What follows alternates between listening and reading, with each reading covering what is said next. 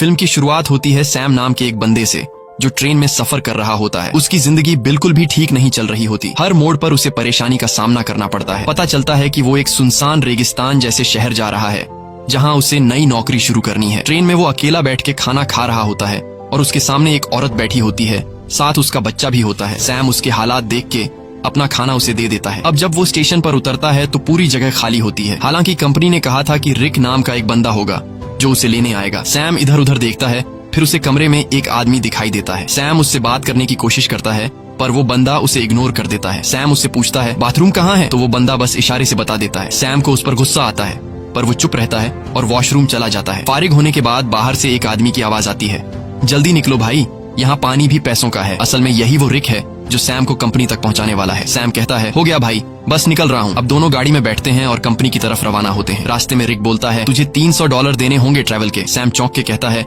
यार कंपनी ने तो कहा था $200। रिक गुस्से में कहता है अगर 300 दे सकता है तो ठीक, नहीं तो उतर जा। सैम सोचता है कि कोई दूसरा रास्ता तो है नहीं, तो वो मान जाता है। थोड़ी देर बाद गर्मी बहुत ज्यादा हो जाती है। सैम एसी ऑन करने की कोशिश करता है। रिक तुरंत गुस्से में कहता है हाथ मत लगाना एसी को वरना इंजन बैठ जाएगा। अचानक गाड़ी का टायर पंक्चर हो जाता है। रिक खुद कुछ नहीं करता और सैम से कहता है चल टायर तू बदल। सैम मजबूरी में टायर बदलने लगता है। इसी दौरान वो देखता है कि एक कुत्ता दूसरे कुत्ते को मार रहा होता है। ये देखकर सैम बहुत ज्यादा डर जाता है। रिक आता है और कहता है ओ भाई कांप क्यों रहा है, ये होता रहता है। फिर वो जख्मी कुत्ते को खुद मार देता है ताकि उसे और तकलीफ ना हो। सैम बड़ी मुश्किल से टायर बदलता है, फिर दोनों वापस गाड़ी में बैठते हैं। रात को फ्यूल भरने के लिए गाड़ी रोकते हैं और वहीं रात गुजारने का प्लान बनाते हैं। दोनों लकड़ियां जमा करते हैं, आग जलाते हैं। रिक पूछता है तू इतनी दूर कंपनी क्यों जा रहा है। सैम कहता है यार जिंदगी बहुत मुश्किल चल रही है, मैं चाहता हूँ किसी का मोहताज न बनूं और मुझे यकीन है कि उस कंपनी में मुझे कोई अच्छी जॉब मिल जाएगी। रिक कहता है तू एक अच्छा इंसान है, लेकिन जिस जगह तू जा रहा है ना वहाँ सब खून चूस लेते हैं, सीधा बंदा वहाँ बचता नहीं। सैम कहता है चलो देखते हैं क्या होता है। अगले दिन फिर सफर शुरू होता है। अब सैम ड्राइव कर रहा होता है। रिक सो जाता है। गर्मी ज्यादा होने की वजह से सैम चुपके से एसी ऑन कर देता है। थोड़ी देर बाद इंजन बैठ जाता है। रिक जाग जाता है और सैम पर गुस्सा हो जाता है। ओ भाई मैंने तुझे कहा था ना एसी को मत छेड़। वो गुस्से से गाड़ी से बाहर निकल जाता है। सैम भी उतरता है और रिक से माफी मांगता है।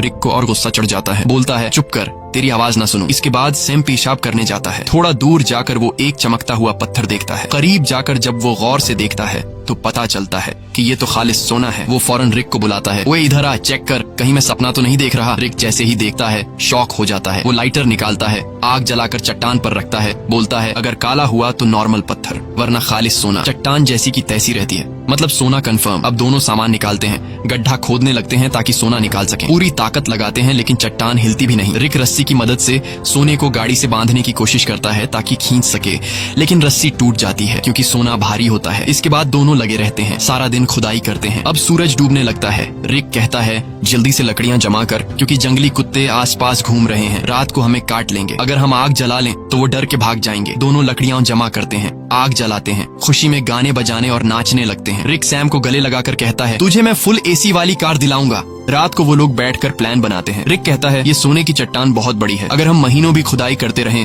तब भी इसे नहीं निकाल पाएंगे, इसलिए अब एक आदमी यहाँ चट्टान के पास रहेगा और दूसरा जाकर खुदाई की मशीन लेकर आएगा। सैम कहता है भाई तू जाकर ले आ, मैं चट्टान का ध्यान रखूंगा। रिक कहता है नहीं भाई तू जा, मैं चट्टान के पास बैठूंगा, ये रेगिस्तान है, हर तरफ जंगली जानवर हैं, तू ये बर्दाश्त नहीं कर पाएगा। सैम कहता है कोई बात नहीं, तू मेरी टेंशन मत ले, मैं सरवाइव कर लूंगा, तू वैसे भी चोर है, हो सकता है तू सोना लेकर भाग जाए, तुझ पे कैसे भरोसा करूं। रिक कहता है ठीक है भाई मैं जाता हूँ, तू सोने का ध्यान रखना। अगले दिन वो लोग राशन बांटते हैं। रिक सैम को एक सैटेलाइट फोन देता है ताकि दोनों आपस में कांटेक्ट में रहे। रिक कहता है मेरे एक दोस्त के पास खुदाई की मशीन है, वही लाऊंगा, बस दुआ कर गाड़ी रास्ते में खराब ना हो, मुझे वापस आने में 5 दिन लग सकते हैं। और फिर वह चला जाता है। सैम सोने पर मिट्टी डाल देता है ताकि अगर कोई इधर से गुजरे तो सोने को देख न सके। वो एक छोटा सा टेंट भी लगा लेता है चट्टान के पास और अपना सारा सामान उसके अंदर रख देता है। सूरज डूबने से पहले वो लकड़ियां इकट्ठा करता है ताकि रात को आग जला सके। रात को वो आग जलाकर बैठ जाता है, खाने में से थोड़ा सा खाता है और बाकी रख देता है। अचानक उसे जंगली कुत्तों की आवाजें सुनाई देती हैं और उसे एहसास होता है कि अकेले होने की वजह से वो आसान शिकार है। वो डर जाता है और चाकू हाथ में लेकर सो जाता है। अगली सुबह सूरज की तेज धूप से उसकी आंख खुलती है। बहुत गर्मी और थकावट होती है, नींद पूरी नहीं हुई होती और सूरज की तपिश उसकी स्किन जला रही होती है। तभी सैटेलाइट फोन की बेल सुनाई देती है। सैम दौड़कर फोन तक जाता है लेकिन कॉल कट चुकी होती है। वो टेंट में बैठा सोने को देख रहा होता है और सोचता है कि सोना बेचकर सबसे पहले एक बड़ा घर खरीदूंगा। फिर सैम पास के इलाके में घूमता है। थोड़ी दूरी पर उसे एक क्रैश प्लेन दिखाई देता है। वो फौरन उस क्रैश प्लेन के पास जाता है और वहीं रहने का फैसला करता है, लेकिन वहां से सोने की चट्टान उसकी नजरों से दूर होती है। इसलिए वो प्लेन के कुछ टुकड़े उठाकर चट्टान के पास एक टेंट बना लेता है। सैम कुछ देर के लिए आराम करने लगता है ताकि पानी की बचत हो और थकान कम हो। अचानक बाहर से कुछ ऐसी आवाजें सुनाई देती हैं जैसे कोई सोने की चट्टान चोरी कर रहा हो। वो बाहर निकलता है लेकिन कुछ नहीं होता, चट्टान वैसे की वैसे होती है। वो चट्टान के पास बैठ जाता है। तभी उसे एक आइडिया आता है कि क्यों न चट्टान से एक सोने का टुकड़ा काट लिया जाए। सैम पत्थर उठाकर सोने को तोड़ने लगता है और वो सोने का एक बड़ा सा टुकड़ा तोड़ने में कामयाब हो जाता है और उस पर से मिट्टी साफ कर अपने पास रख लेता है। इसी दौरान रिक की कॉल आती है। सैम बोलता है, ओ भाई तू है कहाँ? सूरज ने मेरा हाल बुरा कर दिया है। रिक कहता है, यार इंजन खराब हो गया है, थोड़ा लेट हो जाऊंगा। सैम कहता है, जल्दी कर, प्यास से मर जाऊंगा। रिक कहता है, मुझे आने में थोड़े दिन और लगेंगे, और फोन काट देता है। रात को सैम आग के सामने बैठा होता है तो कुत्ते चारों तरफ से आवाजें निकालने लगते हैं। सैम को डर लगता है कि कहीं सब कुत्ते एक साथ हमला न कर दें। वो हाथ में जलती हुई लकड़ी पकड़ लेता है ताकि कुत्ते भाग जाएं। वो रात भर कुत्तों के डर से जागा रहता है। सुबह होती है, वो सोना चाहता है लेकिन सूरज ने उसकी खाल जला दी होती है। दर्द से वो सो नहीं पाता। वो पानी पीने जाता है लेकिन पानी भी बहुत कम बचा होता है। इतने में वो देखता है कि एक सांप उसकी तरफ आ रहा है। वो उसे मारने की कोशिश करता है ताकि खा सके, क्योंकि खाना भी लगभग खत्म हो चुका होता है। लेकिन सांप को मारते वक्त पानी की बोतल गिर जाती है और बस थोड़ा सा पानी बचता है। फिर वो दोबारा प्लेन वाले एरिया में जाता है, उम्मीद करता है कि शायद कुछ खाने पीने को मिल जाए। तभी वो देखता है कि दूर से एक इंसान आ रहा है। वो फौरन अंदर जाकर प्लेन में छुप जाता है, लेकिन वो इंसान प्लेन के पास आ जाता है और सैम को बाहर आने को कहता है। करीब आकर पता चलता है कि वो तो एक लड़की है जो उससे बात करना चाहती है, लेकिन सैम उससे बात करने को तैयार नहीं होता।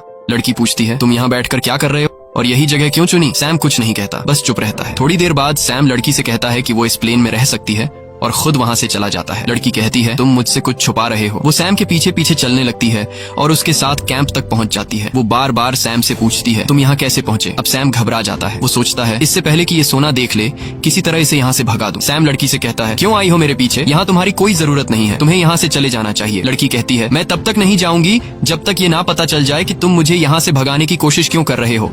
जरूर तुम मुझसे कोई राज छुपा रहे हो। उसी वक्त उसकी नजर सोने पर पड़ती है। वो कहती है, अच्छा तो ये बात है, पूरे सोने के मालिक बन बैठे हो, ये सारा खजाना अकेले ले जाओगे? अब मेरी बात सुन, मैं तब तक यहाँ से नहीं जाऊंगी जब तक इसमें से मुझे आधा हिस्सा नहीं मिलेगा।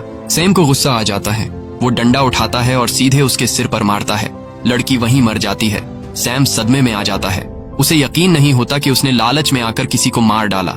फिर खुद को संभालता है, उसकी सारी कीमती चीजें उठाता है, एक गड्ढा खोदता है और उसकी लाश को दफन कर देता है। कुछ देर बाद वो देखता है कि एक कुत्ता आकर उस गड्ढे से लाश निकालने की कोशिश कर रहा है। सैम भाग कर आता है, कुत्ते को हटाता है, लाश बाहर निकालता है और आग लगा के बॉडी को जला देता है। अगले दिन उसकी आंख फोन की घंटी से खुलती है। सैम रिक से कहता है, ओ भाई तू कहाँ है? भूख से मेरी जान निकल रही है, अगर तू जल्दी नहीं आया तो मैं भूख और प्यास से मर जाऊंगा। रिक कहता है, सॉरी यार, मुझे पता है तू बहुत तकलीफ में है, मैं जल्दी आ रहा हूँ, बस ये जो खुदाई वाली मशीन है बहुत स्लो है, थोड़ा टाइम और लगेगा। सैम परेशान हो जाता है। भूख प्यास से उसकी हालत खराब है, ऊपर से डर कि कोई जंगली जानवर हमला न कर दे। कुछ देर बाद वो देखता है कि एक गाड़ी सड़क से जा रही है। वो सोचता है, क्यों ना सोने का एक टुकड़ा लेकर यहाँ से निकल जाऊं, लेकिन ज्यादा सोने की लालच ने उसे रोक लिया। वो चाहता तो सोने का एक टुकड़ा लेकर जा सकता था जिससे उसकी जिंदगी बदल सकती थी, लेकिन ज्यादा की चाह ने उसे यहीं रुकवा दिया। सैम शाम से पहले रात के लिए लकड़ियां इकट्ठा करता है, लेकिन अचानक एक बहुत तेज रेतीला तूफान आता है। वो टेंट की तरफ भागता है, लेकिन तूफान उसका टेंट उड़ा देता है। सैम जान बचाने के लिए इधर उधर भागता है, लेकिन तभी एक पेड़ उस पर गिर जाता है। तूफान रुकने के बाद सैम खुद को मिट्टी में दबा हुआ पाता है और एक लकड़ी का टुकड़ा उसके पेट के आर पार निकला होता है। पर सैम के मन में सोने की लालच इतनी भर चुकी थी कि वो पेट से लकड़ी निकालने के बजाय सीधे सोने की जगह की ओर जाता है। वो चारों तरफ सोने को ढूंढता है और आखिरकार एक टुकड़ा मिल ही जाता है। सैम खुशी से झूम उठता है। फिर वो अपने पेट से लकड़ी निकालता है और जख्म से बहुत खून निकलने लगता है। वो कपड़े का टुकड़ा लेकर जख्म बांधता है, लेकिन खून रुकता नहीं। मजबूरी में वो आग जलाकर एक डिब्बे का टुकड़ा गर्म करता है और जख्म पर लगाता है। इससे सैम को इतनी तकलीफ होती है कि वो बेहोश हो जाता है। थोड़ी देर बाद होश आता है। उसे हर तरफ वही लड़की दिखती है जिसे उसने मारा था। अब उसका दिमाग घूमने लगता है। उसे समझ नहीं आता कि ये सच है या फिर वहम। तभी फोन बजता है। रिक कॉल करता है। सैम चिल्लाता है, यार वो लड़की हर तरफ दिख रही है। रिक बोलता है, कौन सी लड़की? देख, किसी को सोने के बारे में पता न चले, अगर किसी को पता चल भी गया हो तो उसे मार डाल। लेकिन सैम की हालत इतनी खराब होती है कि वो किसी को मार तो क्या, अपने पैरों पर खड़ा भी नहीं हो सकता। वो जमीन पर रेंग रहा होता है, जवाब देने की भी हिम्मत नहीं होती। अचानक वही लड़की सामने खड़ी नजर आती है, लेकिन इस बार उसके चेहरे पर कोई जख्म नहीं होते। वो सैम को पानी पिलाती है और मदद करने को कहती है, लेकिन सैम सोने की लालच में इतना अंधा हो गया था कि वो मदद लेने से भी इनकार कर देता है। सैम डरते हुए कहता है, मैंने तुम्हें मार डाला था, दूर रहो। वो बोलती है, बस इतना बता दो क्या मेरी जुड़वा बहन यहाँ से गुजरी है? तब सैम को यकीन हो जाता है कि ये वहम नहीं है, बल्कि ये उसी लड़की की बहन है जिसे उसने मारा था। सैम कहता है, नहीं, मैंने कुछ नहीं देखा, बस तुम यहाँ से चली जाओ। जिसके बाद वो लड़की वहाँ से चली जाती है। कुछ देर बाद जंगली कुत्ते उसके पास आने लगते हैं और उसे चारों तरफ से घेर लेते हैं। वो तुरंत रिक को फोन करता है। वो रिक से पूछता है कि तुम कहाँ हो, जल्दी आओ नहीं तो ये कुत्ते मुझे मार डालेंगे। वो रोने लगता है। रिक से रिक्वेस्ट करता है कि प्लीज जल्दी आ जाओ, मैं मरने वाला हूँ। रिक कहता है, रुक जा, मैं बस पहुंचने वाला हूँ। तभी अचानक कुत्ते हमला कर देते हैं। एक एक करके सब उसे नोचने लगते हैं। यहाँ हम देखते हैं कि रिक सैम से दूर बैठकर दूरबीन से सब कुछ देख रहा होता है। असल में वो कई दिन पहले मशीन लेकर वहाँ पहुंच गया था और बस वो सैम के मरने का इंतजार कर रहा था ताकि वो अकेले सारा का सारा सोना ले जा सके। जिसके बाद रिक छिपकर खड़ा होता है। वो देखता है कि सैम को जंगली कुत्ते घसीट कर ले जा रहे हैं। तब भी सैम सोने की तरफ देख रहा होता है। जिसके बाद जंगली कुत्ते सैम को नोच नोच कर खा जाते हैं। रिक को जब पक्का यकीन हो जाता है कि सैम मर गया है, वो गाड़ी लेकर सोना उठाने आता है, लेकिन अचानक एक तीर आकर सीधे उसके सीने में लगता है और वो भी मर जाता है। ये तीर चलाने वाली कोई और नहीं बल्कि वही लड़की की जुड़वा बहन होती है।